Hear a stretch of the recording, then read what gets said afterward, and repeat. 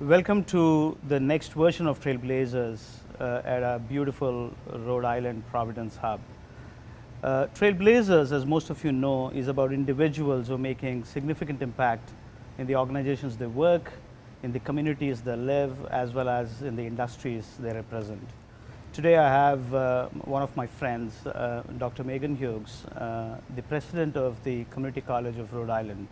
She's been the president at CCRI for the last 3+ years, and she has been running this ecosystem, one of the largest in New England area, 22,000 students, and a very inspiring educator.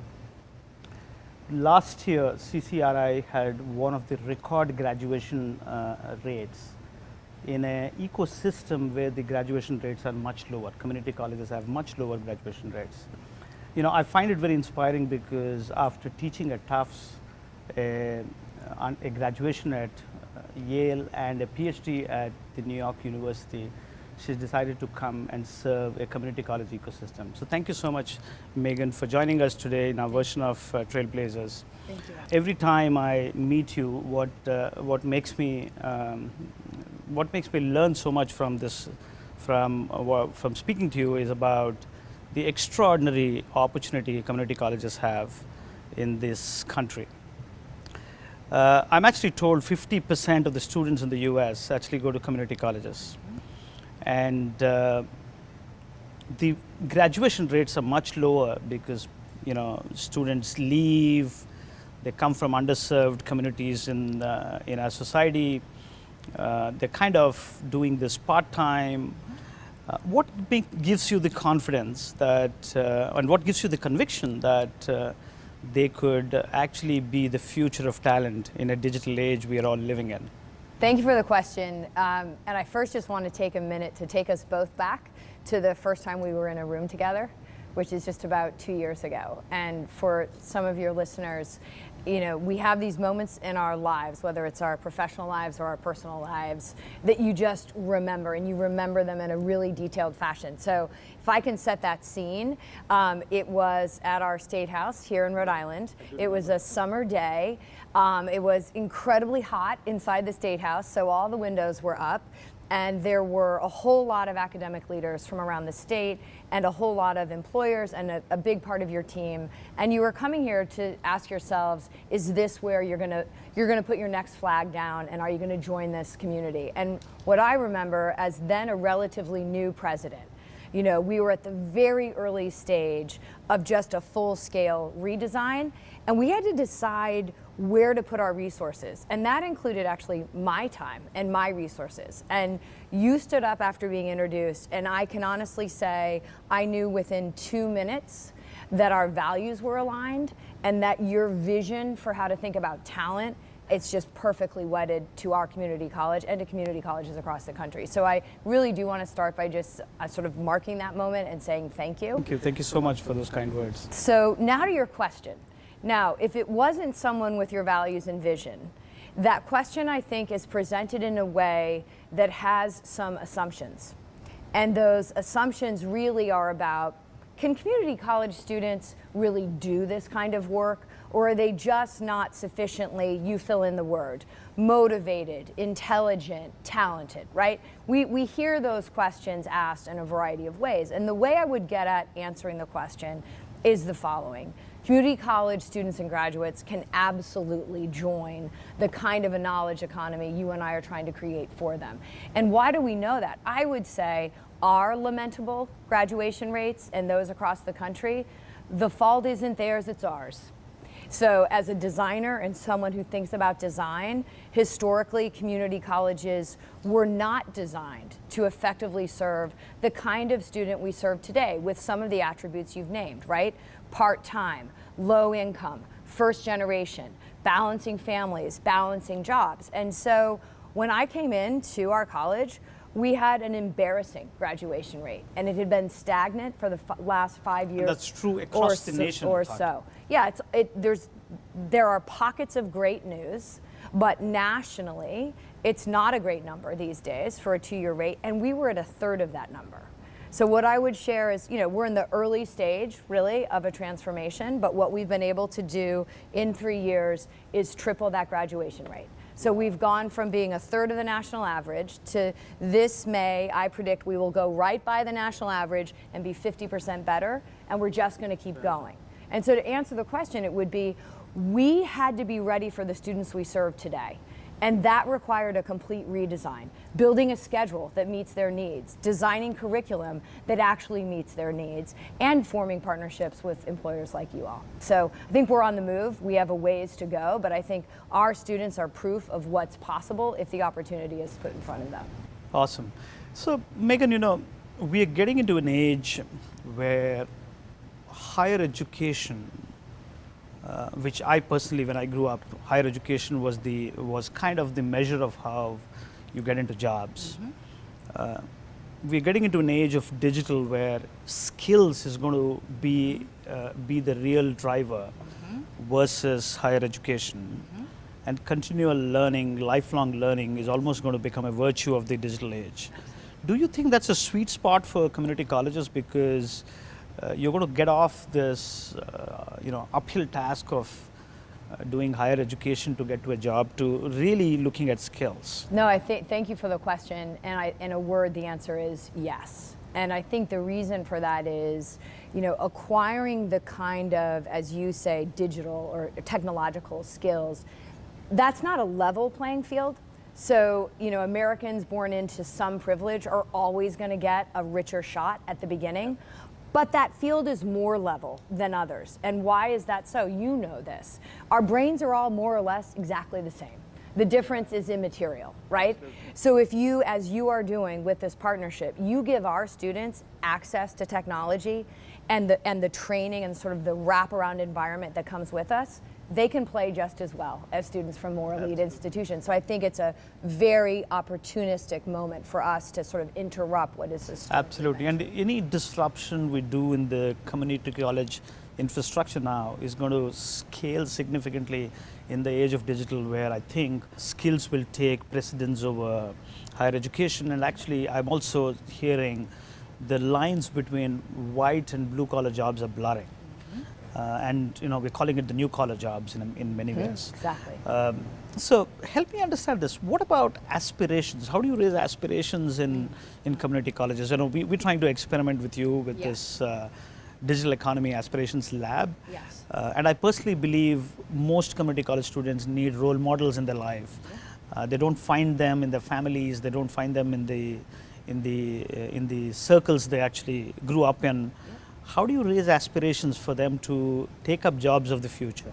So thank you for the question, and I think the one qualification I would make to the way you presented it is that our students generally have remarkable role models in their parents, in their grandparents, in their families, and in their neighbors in terms of grit, persistence, hard work. What they don't have, and you're quite right, is professional role models. So if you want to see grit and hard work. So they have personal role models. But they don't have professional. And I think what is so promising about this model that we're launching here with Infosys, the difference between what our students historically have been able to access and students that come from more elite or more selective four-year institutions like mine, right? My history, my Yale, my NYU, my RISD, my Tufts. What do they have? They have social currency and they have social confidence. And how do they get that? They get that from experiential learning, internships. They get that from mentors, your dad's friend, your mom's friend. They get that from networking that comes out of those kinds of access that an internship or other experience would provide. So I think what is so disruptive and so radical and so encouraging about what you all are offering our students is access to that kind of social currency that is otherwise very challenging for our students to find. And do you see this as a scaled experiment? Because I know that a lot of institutions and corporations are doing a little bit towards community colleges because it's a good part of the narrative, but this is a chance for all of us to really bridge the digital divide, as I call it. technology created a divide because technology was very exclusive. The digital future actually is a broader embrace, and it's going to kind of bridge the gap. But what do institutions and corporations do to scale this? Everybody is doing small numbers. I think it's a great question. I think we're going to answer it together and hopefully bring some friends to the table that will help us get there. I think about this question every day, and I listen hard to people who I think are asking the bold question, whether it's in my space or whether it's in the corporate space. And I think for a minute about someone like Brian Moynihan, right? We know who he is. He has a workforce of 300,000 workers across the globe. And a couple of things I think are true about what we're seeing in a company like Bank of America. They know, as Infosys does, that you have a talent gap here in America, and that if you continue to use the same traditional channels, you're not going to close the gap. So I think what you and Brian and others are really looking at is, look, there have been these sort of boutique programs. Which ones are scalable, and how do we take them to scale quickly? I mean, my aspiration for this lab is that we're able to answer some of these questions together and very quickly take it to national scale. I think the good news for community colleges is we know that American companies cannot access the talent they need, that there is a shortage right now. And we also know that we need to be, as a group, far more proactive, far more dynamic, listening far more carefully to employers about what your needs are, understanding that those needs are going to change and adapt rapidly. I think if I strip it all away, I think about a conference I attended maybe 3 weeks ago at Brown, and it had presidents from around the world. The president of the Sorbonne was there, for example. And what struck me sitting in that room, honestly, so many advantages that those leaders and their institutions have over mine and over other community colleges in this country, right? Endowments that are literally 10,000 times the size of my own. Absolutely. Incredible advantages.